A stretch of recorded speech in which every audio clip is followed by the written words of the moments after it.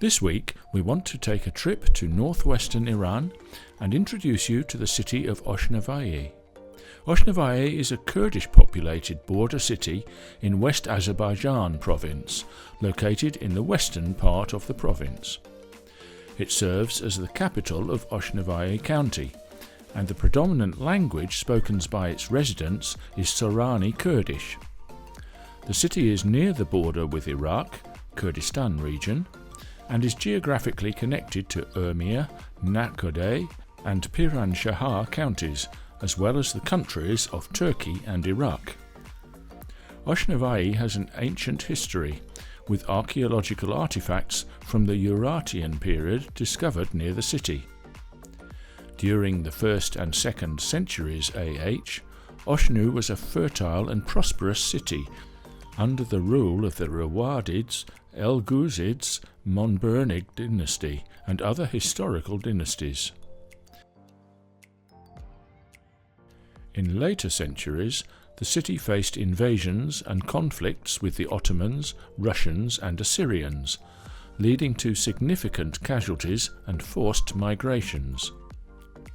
Oshnavieh is well known for its abundant orchards and horticultural products. Cherries are one of the region's primary agricultural products, distinguished by their rich flavour and vibrant colour due to the area's relatively dry climate. For this reason, Oshnavieh is often referred to as the cherry capital of Iran. With a history dating back at least 3,000 years, Oshnavieh is one of the oldest inhabited centres in Iran and Kurdistan. Assyrian records mention the region as Oshnonak. Due to its rich historical and cultural heritage, the city contains numerous ancient artifacts and remains.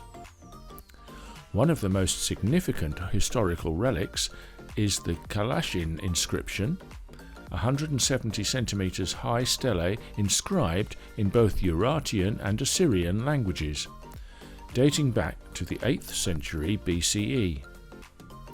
Located in the western highlands of the county, near the Iraqi border, it is believed to have been erected 900 years before the construction of Persepolis by order of Ishpuni, the Urartian king. Oshnavieh is an important transit hub in the southwestern part of the province, linking Urmia, the provincial capital, to Piran Shahar and the Tamashin border market and the Haji Omran transit border, with a distance of 72 kilometres.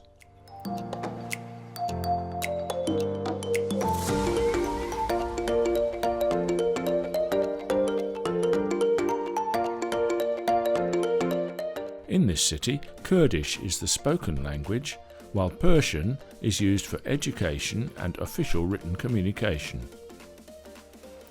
The name Oshnavieh means fragrant plant, which in Persian is referred to as Diwale. The city was named after an abundance of this plant in the area. Among its historical sites are ancient cemeteries, some dating back to the 7th century AH. These cemeteries contain numerous simple tombstones. Additionally, the ruins of an old church near one of these cemeteries indicate that Christians once lived in the region.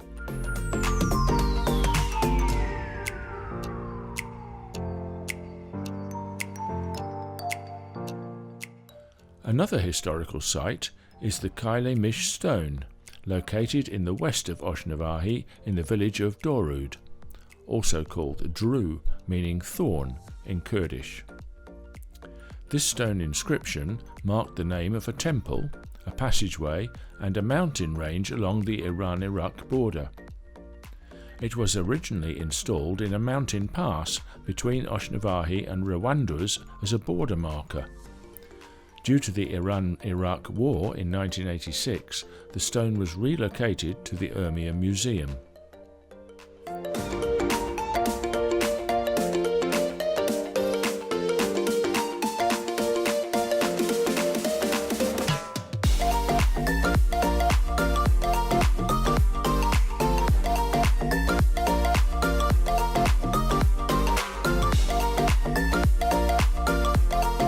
On the night of September the 23rd, 2022, following the killing of Mahsa Amini, based on videos shared by citizens, parts of Oshnavieh were freed from military and security forces as protesters forced them to retreat and took over the governor's office.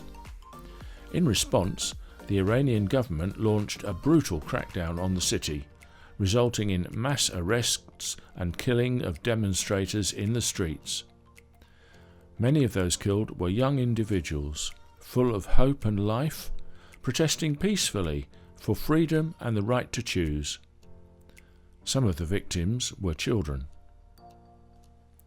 On September the 21st, 2022, Amin Marifat, a 17-year-old from Oshnavieh, was killed by a direct shot to the back, followed by security forces during the protests. Amin had a deep love for music, and many videos of him playing musical instruments were shared online.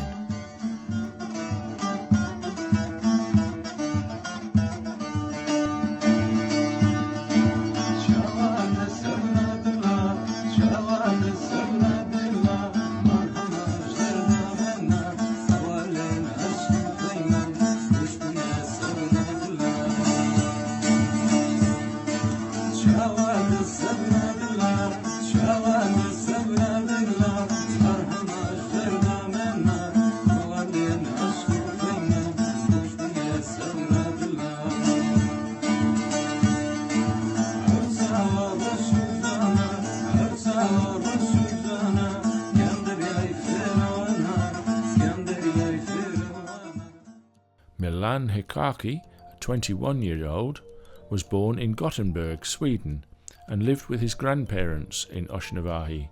He was shot dead on September the 21st, 2022, while protesting in the city. Sadruddin Litani, 27 years old, was another protester. Like thousands of others, he bravely took to the streets to demand his rights, but the regime's response was live ammunition.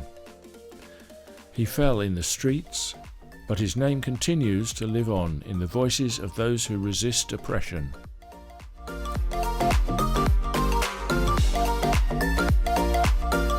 Bahman Maroufi, a courageous young man from Oshnavieh, was summoned by the Intelligence Office on December the 15th, 2022, under the pretext of signing a few papers. After hours of interrogation and torture, he was released in critical condition. He was taken to Nabi Akram Hospital in Oshnavieh, where he passed away at 3 a.m. on December the 16th, 2022, at the age of 22, a martyr for the freedom of the Iranian people. According to his family, Bahman was in perfect health before his arrest, and they believe his death was due to torture and poisoning by intelligence forces.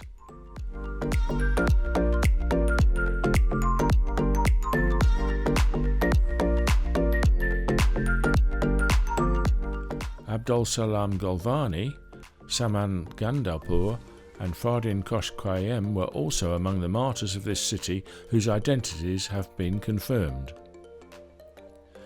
During all the ceremonies held in their honour, the people chanted, "A martyr never dies."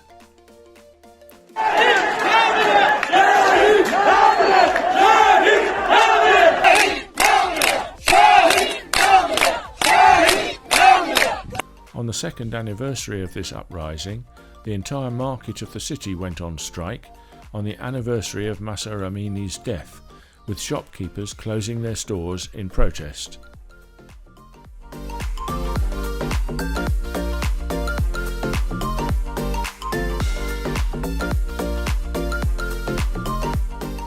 The economic situation of the people in Oshnavieh, like many other Kurdish regions in Iran, is deeply affected by unemployment, deprivation, and the lack of sustainable economic infrastructure.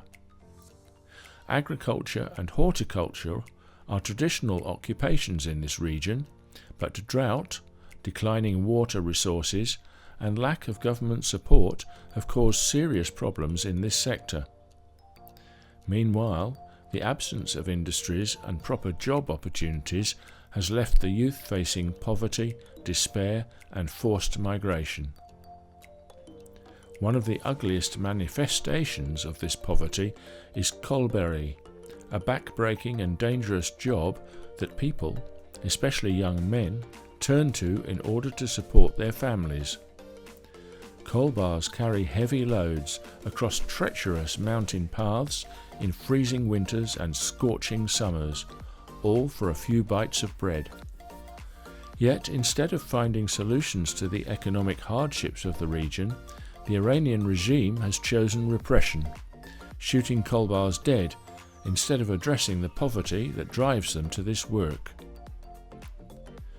Discriminatory policies and neglect of economic development in Oshnavieh have not only deepened inequality and deprivation, but have also inflicted deep wounds on this region. As long as this injustice continues, poverty and kolberi will remain symbols of both the suffering and the resilience of the people of this land.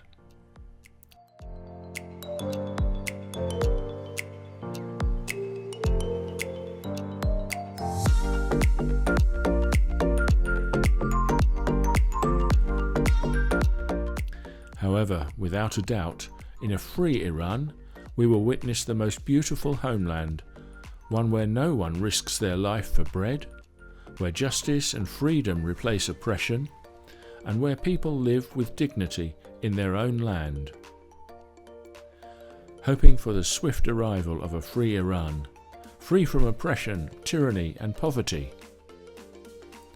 Enjoy your weekend.